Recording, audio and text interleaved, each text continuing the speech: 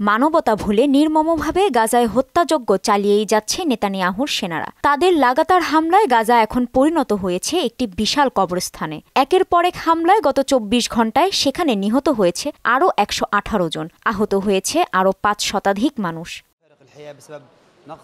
এর মধ্যে বৃহস্পতিবার ভোর থেকে নিহত হয়েছেন ৭৩ জন, যাদের মধ্যে ৩৩ জন ত্রাণ কেন্দ্রে সহায়তা নিতে আসা সাধারণ মানুষ। এছাড়া দক্ষিণ গাজার আল মাওয়াসি এলাকায় একটি তাঁবুতে হামলায় ১৩ জন, গাজা শহরের পশ্চিমে মুস্তফা হাফেজ স্কুলে ১৬ জন নিহত হয়েছে। গাজার আশ্রয়কেন্দ্র, ঘরবাড়ি, বাজার ও খাদ্যের সন্ধানে থাকা সাধারণ মানুষকে টার্গেট করে হামলাগুলো চালানো হয়েছে বলে জানিয়েছে আল জাজিরা।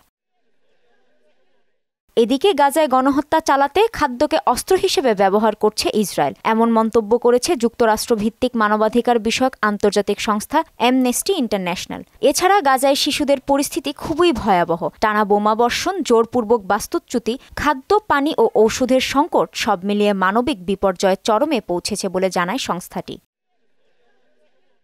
অন্যদিকে জাতিসংঘ জানিয়েছে, বর্তমানে গাজার প্রায় ৮৫% এলাকা হয় ইসরায়েলি সেনাবাহিনী নিয়ন্ত্রণে নিয়েছে, নয়তো উচ্ছেদ আদেশের আওতায় রয়েছে। জাতিসংঘ মুখপাত্র স্টিফেন ডুজারিক এক সংবাদ সম্মেলনে বলেন, সর্বশেষ খান ইউনিসের ২টি এলাকায় উচ্ছেদ আদেশ দেয়া হয়েছে। সেখানে প্রায় ৮০,০০০ মানুষ বাস করে। এমন বাস্তুচ্যুতির আদেশ গাজার বাসিন্দাদের জরুরি সহায়তা পাওয়া থেকে মারাত্মকভাবে বঞ্চিত করেছে বলে জানান তিনি। কাজী শাহরিন, মোহনা সংবাদ।